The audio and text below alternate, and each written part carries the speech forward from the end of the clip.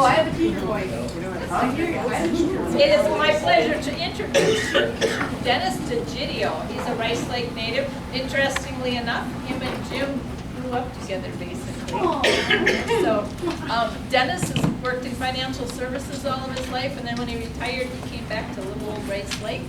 And so we've had the benefit of his expertise for a number of years now.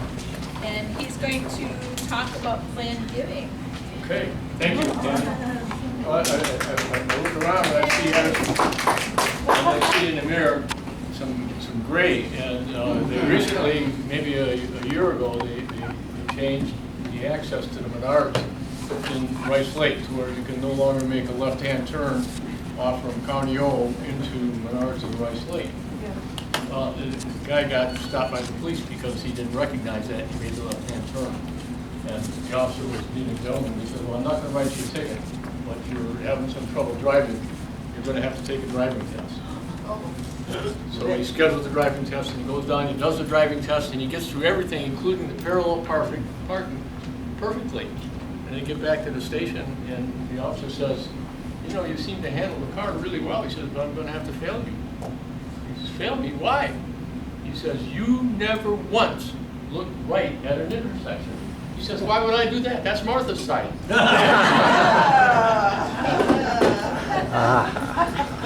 Okay, charitable giving. I have had the good fortune to be involved with many people in charitable giving. I'll cite you one example. I dealt with a couple in Hawaii, and they had bought a building in downtown Honolulu. They had a commercial building, and we were interested in selling it, and they bought it a long time ago, and the building was worth $6 million. And back then, the capital gains were significant.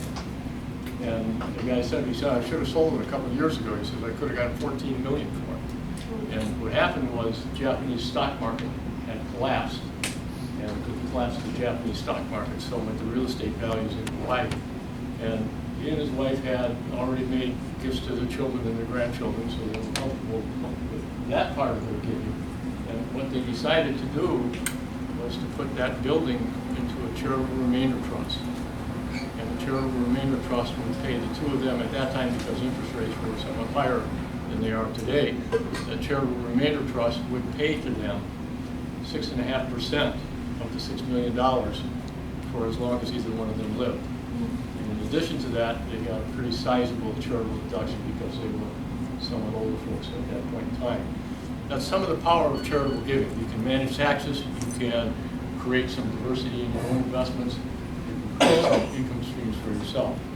So let's talk a little bit. I'm going to talk about a quick overview of the landscape of charitable giving, finding some sources of money. Where can people find money? Because well, people sometimes have interest in your charity. They may not know exactly where they want to find the money. Some tools to help you in giving. Then we'll talk about gardening. How do we get to the point to approach people to get them to give to us? Some recent changes. Obviously, we have lower marginal tax rates. By the way, I prepared this in 2019, and some of these changes have been increased since 2019. An increased standard deduction. Today, and I read the other day, I think it was 85% of the people who file income taxes in the United States take the standard deduction at this point in time. And for those of us with gray hair who this year get an additional $6,000 each in our standard deduction, it's difficult to make a case to say, I'm going to itemize. And you have one other change too with Wisconsin. They did $24,000 for those over 67. Okay. And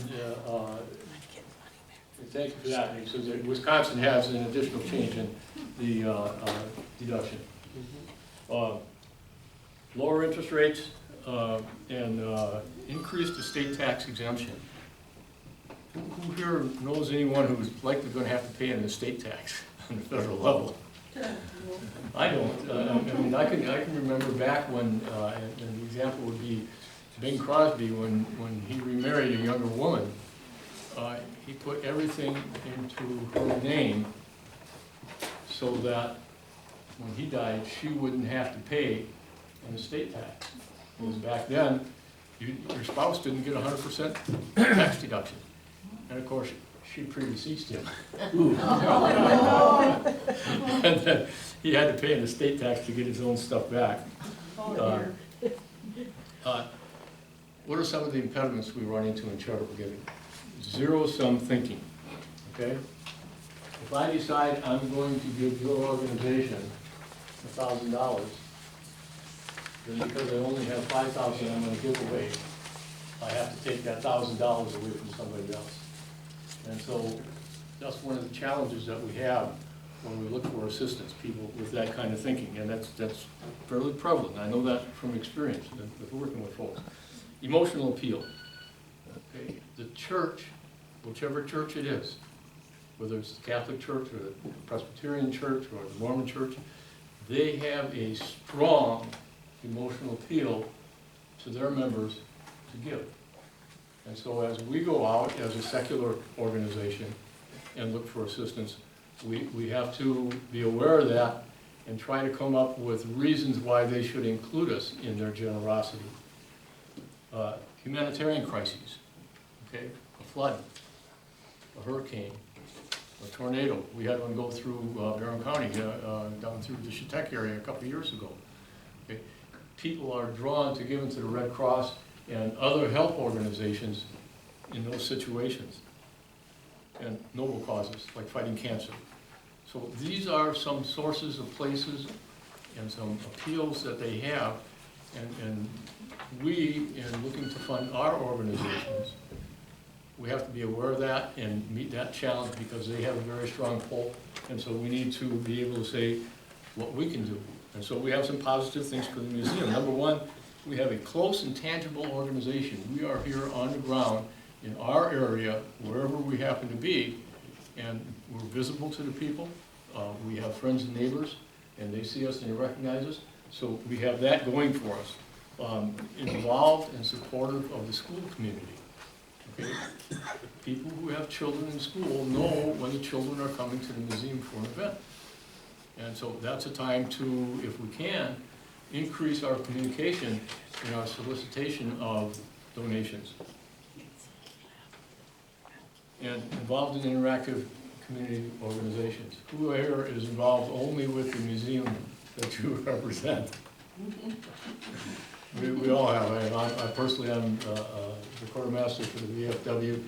I'm the point person for the Honor Guard in Rice Lake. I'm the president of the committee for the Rice Lake Community Veterans Park in Rice Lake.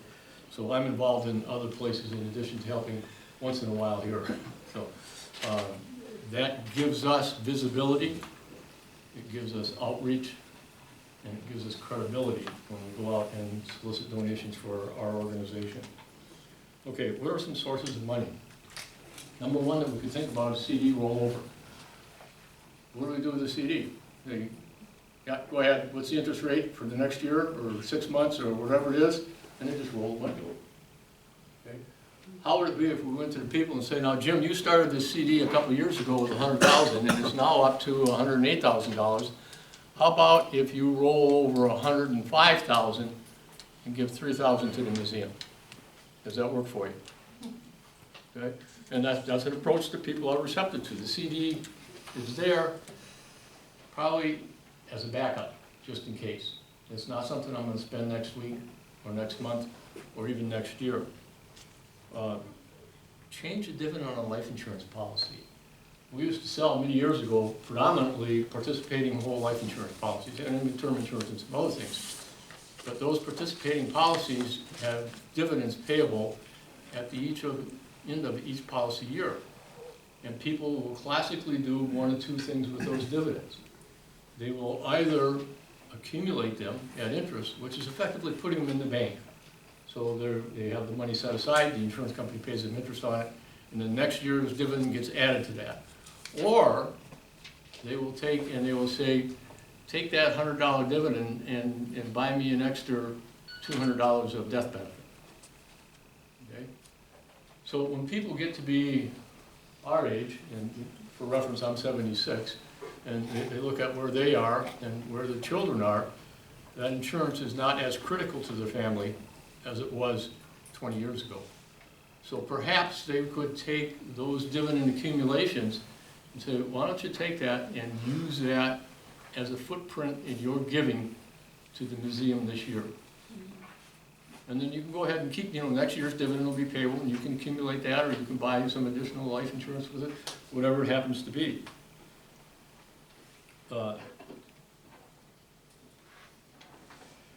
Change your dividend reinvestment. So you own 1,000 shares of IBM, and they're going to pay you a dividend. Okay? Where do most people take those dividends? They reinvest them in stock. You buy the stock without an investment fee. You like the stock, or you would be hanging on to it. And so why don't we change that reinvestment to pay it to me in cash this year? And you can go back to reinvest if you want, but pay it to me in cash this year, and I will then give that dividend to my charity, my community organization. Okay? Give part of the investment gain. Okay? If you have a sale of a stock, and sometimes people, I had a friend who sold, he didn't realize that his stock had gone from here up to here, and it was a good stock. Okay? And he said, I don't really need that, and I want a new car. He sold half of the stock and bought a new car. So people do that sometimes, and they do that to capture the gain, because it may not be there next year. Okay, I'll tell you another story about that in a minute here. But take some of that gain and give it to your charity, and that will lessen the income tax impact of that sale on what you've done. The other thing that people do, and if they have a stock that's highly appreciated, rather than go to the bank account, rather than go to the pocket to make their donation, I'm going to call Tammy and I'm going to say, Tammy, do you have an investment account somewhere? Yeah. She's going to say, yeah, I have one. The museum has one. How about if I send you 100 shares of IBM? And you can do that. And you get a tax deduction for the amount of the stock, the value of the stock today. Okay? I'll divert here for a second, because I had a really interesting one when I lived in Rochester, New York. There were 3 ladies who for years had a business where they not only collected, but they repaired for other people antique dolls. And some of these things are quite valuable. And one of the sisters died. And at this point in time, these ladies are in their mid-70s, the 3 of them. And they were going to give their inventory of these dolls to a charity. And technical here, at that time, if you made that gift, your deduction was limited to the cost basis of the inventory. So you can have a doll that might be worth $400, and they had several of them like that. But in reality, they had paid nothing and maybe put $50 into refurbishing this doll. Okay? And in Rochester, New York, there's an organization known as the Margaret Woodbury Strong Museum.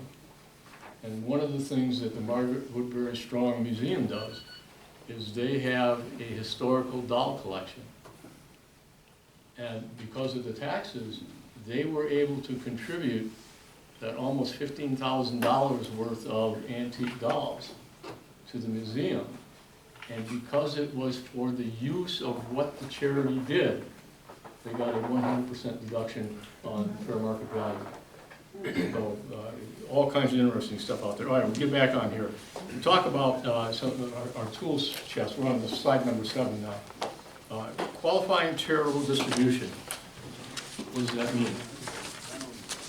That means that you can go to your qualified retirement plan, your IRA, and you can call the custodian or the trustee, however it's put together, and you say, I want you to take $10,000 and I want you to send it to the museum. And that's not like taking it out of the IRA where you now have to pay taxes on it and then making the contribution. And you might not be able to take advantage of that $10,000 deduction because of the high standard deductions today. But if you make that qualified charitable distribution, you don't recognize the income. Okay? You can do that, and you can do that with up to $108,000 of qualified money. Now, I don't know many people who are going to give away 108, Tammy? Annually or one? Annually, annually. That's part of your tax law now. I don't know many people who are going to say, I'm going to give $108,000 in my retirement money away. I know some people who can afford to do that, but I'm not inclined to do that. But how about if we ask that person for $5,000 of that 108? And we can do that. And they can do that. Not only that, does anybody here have required minimum distributions that they have to take that they don't really need? Yeah, that's where I make my donation. Yeah. And so you still got to take it out and pay taxes on it. Okay? If you make that qualified charitable distribution, that counts as part of your required minimum distribution. Mark? Is the administrator required to donate to your charity? Because Nationwide told me they wouldn't do it. No, they're not required to. They have to be They have to organized and they have cooperate. to be set up for that. And the solution in that situation is tell Nationwide, fine, thank you, I'm going to transfer my qualified money someplace else. And you can find another organization that will do that. Yes, sir? Yeah, I started doing that with, I have a Vanguard account. I had to get it into a traditional IRA first, so I had to swap that over. And this year, you tell them you want it for, let's say, this church. Tell them how much you want. You can do it all online in a couple minutes, and they'll send you the check, and you have to send the check to that company. But they've got a record of everything. Yeah, there's... Before, I think they would send it straight to that source.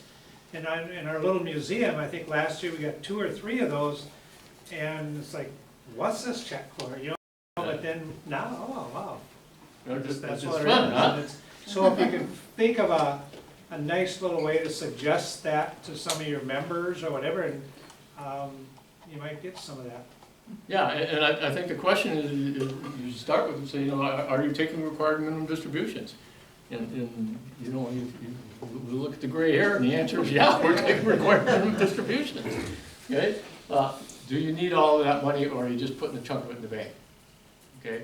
How would you like to take some of that and put it in the museum and not have to pay the taxes on it, and it still qualifies for your distribution? Okay? So this year, the amount is $108,000. Mark, you got another question? Yeah, and then does that check have to be made directly to the museum? Or can they make the check to me and I distribute? I think that messes I up. don't know the answer to that, Mark, but I think the answer is it's got to be made to the museum. Yeah, I've done it 3 times, you know, one to a church, one to Boys Town or whatever, and they write out a check and it comes, okay, here's a little check to Boys Town in care of Mike Newman, whatever, but then I have to get it to them. Yeah, I always yeah. set it in with a deposit. Otherwise, you end up getting taxed on it. Sure. Yeah. Then Vanguard. And there is some additional paperwork when you file your income taxes, be aware of that. So whoever's doing that, or if you do your own, you need to make sure you get that done properly. Yeah, just to say that people I work with, I send them a list and an amount every year, early in the fall, as we determine what my required minimum distribution is. And then they send me, not only send me checks made out to all those organizations that then I send, but they also send me the an IRA form, you know, for each one of them that I can use for tax filing. Yeah. Okay, there's some paperwork involved, but there's an opportunity so you don't have to pay taxes on money that you don't want to pay taxes on. And you can get some of that money to a charity, in this case the museums, that you want to help. That's just Now, as there's good as something deducting new. it. There's something new in qualified charitable distributions. This year, and I think for the next couple of years, you can take, and this is a one-time deal, qualified charitable distribution, one time.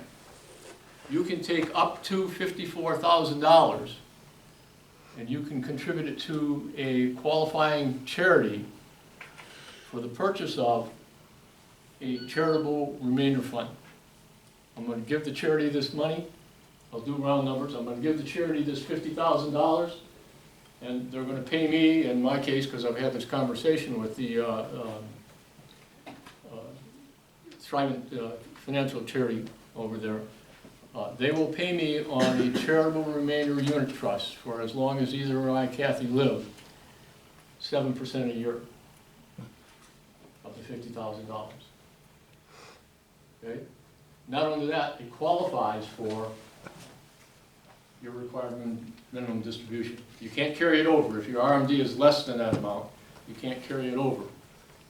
But you could take your entire, if you can survive without it, you can take your, hi there, come on in, your entire required minimum distribution and put it into a charitable remainder annuity trust. You can put it into a charitable remainder gift trust, or you can put it into a charitable gift annuity. And that will pay you money. Now, what are the advantages? Well, there's clearly a tax advantage in doing that, number one. Okay.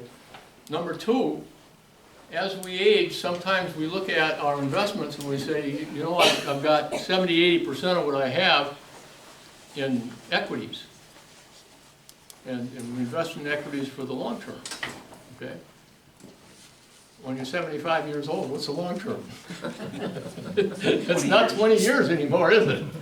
So maybe we use this as an opportunity to rebalance our investment account in our retirement plan. So that's part of the motivation for going in that. Okay, talk a little bit about a donor advised fund. This is something that I generally address to younger people.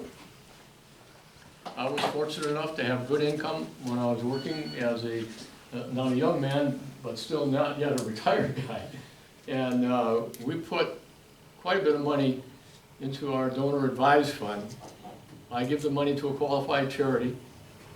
I get an income tax deduction today. And so now when I cross into retirement and my income isn't as much, and we get into a situation where we are now, where the charitable deductions, because of high standard deductions, aren't as valuable. When I want to make a gift, and I've done this to the museum in the past, I call Thriving Up and I say, I want you to send the museum $1,000 out of my donor advised fund. And they do. And it's not income to me, and it's not a deduction for me, because I got the deduction on the front end. So, Mark? A lot of guys set those up when they sell their business or something like that, don't they? Yes, that's something that they do, because you do get a deduction for that contribution currently when you make that contribution to the charity. Okay, so sale of property, sale of businesses, that's a good way to do that. All right, donor advised funds, charitable gift annuity, how does that work? Well, again, this is a situation where we're going to give money to a charity, and we're going to take back a payment from that charity, and it's going to be an annuity. It will pay me or me and my wife, and if it's structured properly, you can make it to pay me and my wife and my child. Okay?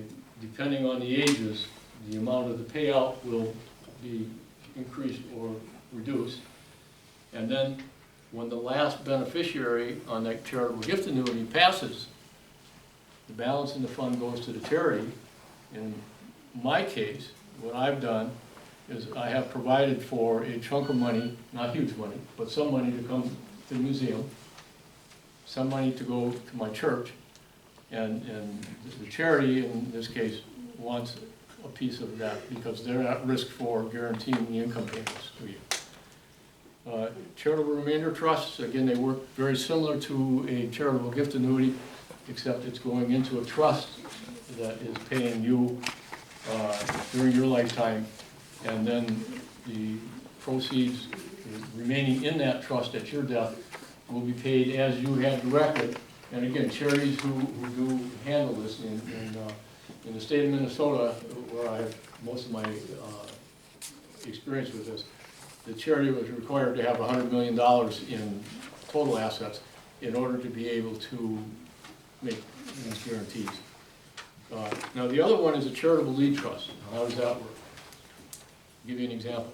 I had a client out in the Pacific Northwest, and they had gone to Japan to work, and they were in Japan for 8 years. And in that 8 years, his income increased, his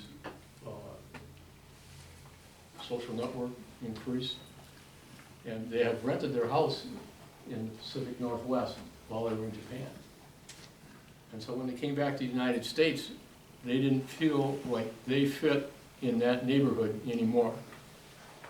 So what they did, rather than sell that house, is they put that house into a charitable lead trust. And that reverses the roles. And now what happens, for the 20 years remaining in his work career, that trust would pay to his charity 6% a year. And at the end of the 20 years, he and his wife got whatever the balance of the trust was back. And based on the mathematics and interest rates, which affected deductions on that, he also got a tax deduction at the point in time that he made the gift. So the trust can work as me first and then the charity, charitable remainder trusts, or they can work as charity first and then me, charitable lead trusts. How do they handle the tax deduction on that? Pardon? How do they handle that determination, that tax deduction for that lead trust? Say that again, I'm not. Okay, how do they handle the tax deduction for you on that lead trust? On the lead trust, it's set in the tax code. And these are all, the deduction limits are given by interest rates prevailing at the time. And so you look at, this is a desired payout, and this is the time frame of the trust. And then you go through a calculation that I would have to look up to do again. Yeah. And that determines what your tax deduction is. So it's based on what the tax code says that balance would be. Right. Okay. The anticipated Yeah, balance, but but you're getting- we don't really know, it's an anticipated balance. But do they deduce that by the time value of the money, or is it just Effectively, they're reducing it by the time value of the money. okay. Okay? I Question? have a question. If you do, heaven forbid, go to a nursing home and it uses up all your assets and everything, are these accounts safe then? You know what I mean? It's interesting, because I just had this conversation with an attorney this morning. It didn't look a boomer, did they? Yeah, because for a lot of us, we have the ability to withstand a significant time in nursing homes. But if we both have to spend a significant amount of time in the nursing home, then that becomes a problem. And so the answer to your question, is it safe at that point in time? If you're doing a charitable, and I'm doing my best announcement, I don't know this positively. If you're doing a charitable remainder trust where you're getting paid and the nursing home gets it afterwards, if you make that contribution 5 years ahead of the time that you have to apply for assistance for Medicaid, then that asset will not be included. The income is still subject to, okay, you can't protect that 5 years. income that comes to you. It Otherwise, depends on the state that you're in, and it depends on what the law is at the time, because they have, I got a degree on this side. They look at what you have there at the time that you are applying for Medicaid. They look at the law at that time, because it has changed over time. And then they look to see how far in advance that you've given that up. And sometimes they'll go back and they'll say, okay, you've given $500,000 6 years ago, and we're at 7 years. They'll go back and say, okay, what is your cost for the nursing home for that year? And that'll be, then you'll be subject to that, but All right, but you've got to talk to an attorney at the time to find out what's happening. and here's the unfortunate part of it, you can change the tax laws on these things at this point in time. Because the question that I asked of the attorney, can I create an irrevocable life insurance trust and put my life insurance policy in that trust and protect that policy for the benefit of my son? And what she told me this morning is almost nobody is writing irrevocable trusts in Wisconsin anymore, because the answer to that question is no. Okay? Now, in my experience, as you have said, there is variance in the states as to whether or not these irrevocable trusts will in fact protect those assets. And what I understood the attorney to say this morning was that Wisconsin will not protect that in the trust. You still have a 5-year for making a gift. You can, you know, the trust is something that you're saving for you, okay? But you still have a 5-year if you make a gift, and then that will put that happens. By the way, California is pursuing a change to take that 60 months down to 30 months. Don't know that that will happen or is happening, but that's And you our. have to be careful if you die in certain states. They will consider that you went there with the intention to die, and you will be subject to their. California I know at least used to be a good one for that. So be careful where you vacation. Well, the answer is simple. We will simply not die. The hell with it. Okay. Where were we there? For qualifying charitable distribution, where we're going to give something to charity, we're going to get a tax deduction, we're going to take it out of our retirement plan, we're not going to recognize it as income tax. Okay, you have to be 70 and a half. Payment must be made from trustee of the IRA. And in your case over here, Mike, you said that it doesn't have to happen that way. As long as you get the proper paperwork, the custodian can send you the check payable to the trustee, excuse me, payable to the charity, and then you can forward it on to that. That's a change since 2019, as I understand it. Okay. Today, these qualifying charitable distributions, it's going to qualify for RMD, and I don't have to recognize the income. Is up to $108,000, and then we have this new $54,000 one-time where you can make that qualifying charitable distribution. So it's going to provide income back to you in either a charitable annuity trust, or a charitable unit trust, or a charitable gift annuity. Okay, that's a one-time thing, $54,000, and I don't recall what the expiration date on that provision is.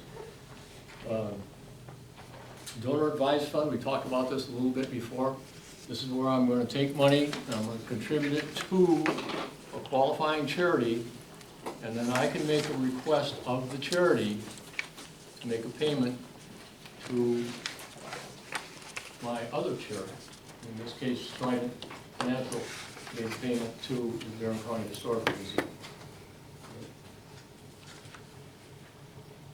Okay. So me then you, you then me, that's a charitable gift annuity. In other words, that's, boom, we're done, it's a payment coming back. Charitable remainder trusts, these are designed to produce a remainder at the end that will go to the charity. And I'm familiar somewhat with the Diocese of Superior, and I'm very familiar with Thrivent Financial and their charity. And you can direct that at the end of this charitable remainder trust, me then you, I can ask them to give in round figures. I can say, all right, I want you to give $20,000 to the museum, and I want you to give $20,000 to the VFW Foundation, and that charity is going to want to keep 10 for themselves.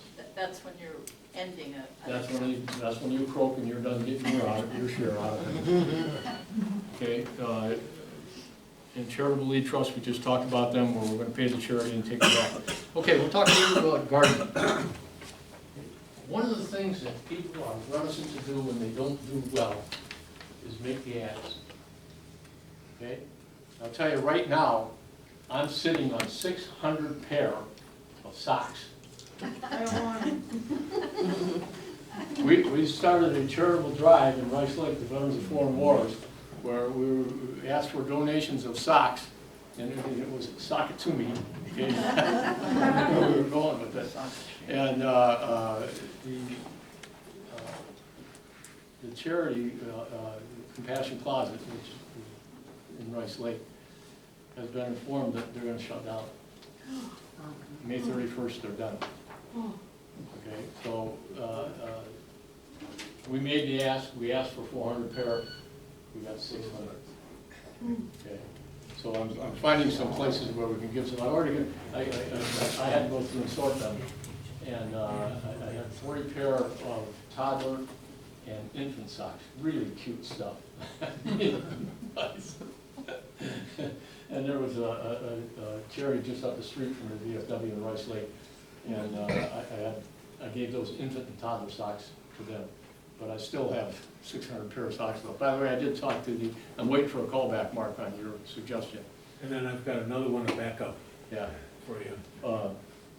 So make the ask. You know, people will say, look, we're building this foundation, put this building up over here. Can you help us out? $100, $1,000 or something more if you're so inclined and you're capable of it. Okay? What do we bring? As you look at your organization, part of making the ask is be able to tell people why they should help us. Okay?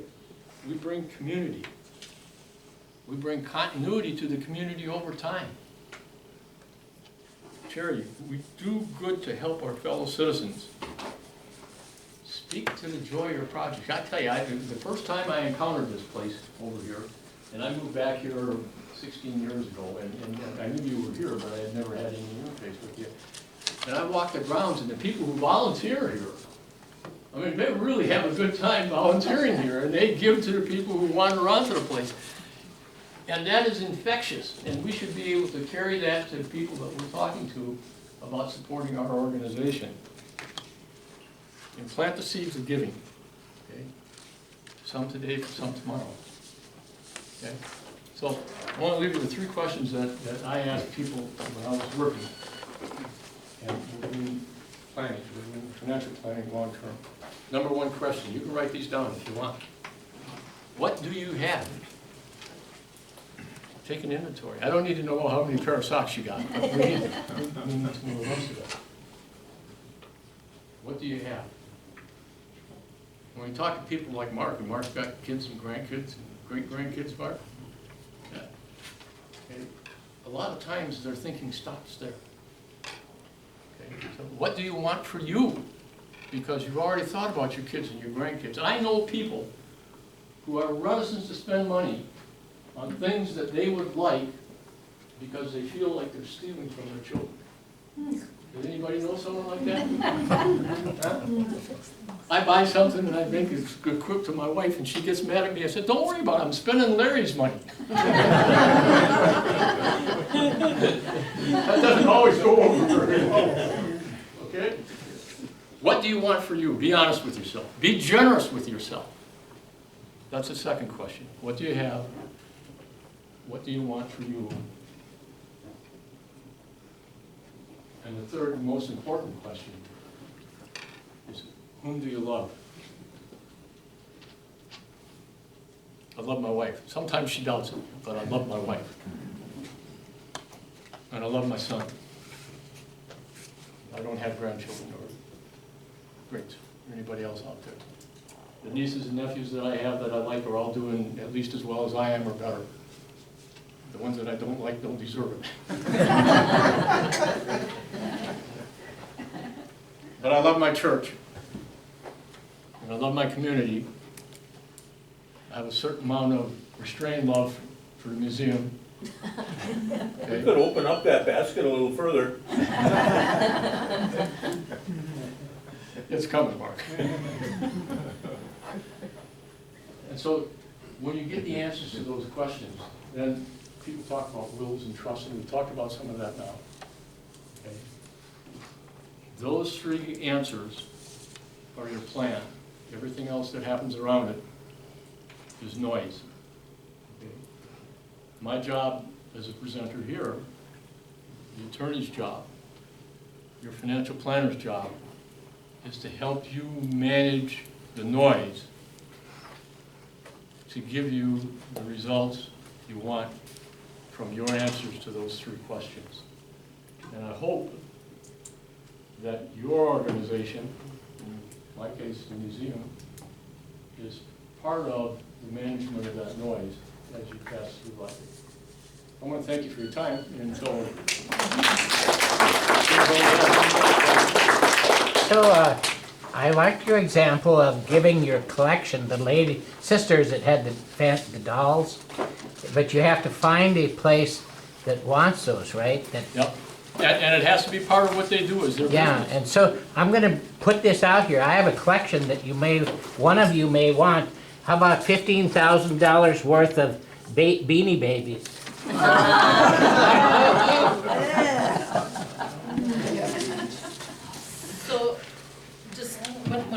came here, it didn't seem like we got a lot of donations. Once or twice a year, somebody would die and leave us $10,000. But now, we've had Dennis come and talk to our members, and Carol Kettner has started putting it in every newsletter that goes out. Hey, think about the museum if you're trying to figure out your planned giving. And we also have a gentleman, John Mitchell, who does fundraising for us, and I believe he probably brings that up to people too. Now it seems like we have a regular flow of money coming in, and it's been a world of difference. So I think it takes momentum. It gets there, but I think the more you're doing it, the longer you're doing it, the better results you're gonna get. And as he was saying, all these different kinds of giving, we've probably experienced every one of those, but I never thought of them as, oh, that's what that was. But I know where the money came from, and I know the conditions when they give it, and I think we've probably hit on just about all of those. So it really is interesting how it works. I'll share one more experience with you, and this comes to make the ask, because you need to ask people. In my working career, I worked in San Francisco for a while, and it was, while that .com balloon was expanding. And I talked with a gentleman, and he worked for one of the .com companies, and he was in his early 50s. And he had $6 million of stock in the company that he worked for. And that was almost his entire net worth, okay, other than his house. And number one, that's bad planning to start with. But aside from that, I said to him, why don't you take $1 million of that and put it into a charitable lead trust? And then the trustee will be able to sell it and not pay the taxes today, reinvest it so it'll diversify for you, and it'll pay to a charity that you choose for the next 15 years until you retire. And he said, you know, I like that idea. He said, but the stock right now, the stock's at 16, and I'm going to wait until it gets to 18, and then we're going to do it then. Okay? The stock got to 17, and 3 months later, his $6 million was worth $600,000. Oh. Okay? Steal that story if you want. That's a true story. Okay? So it's part of when we make the ask, the answer is The charities. Okay, thank you, Dennis, for you're welcome. Thank you for having me.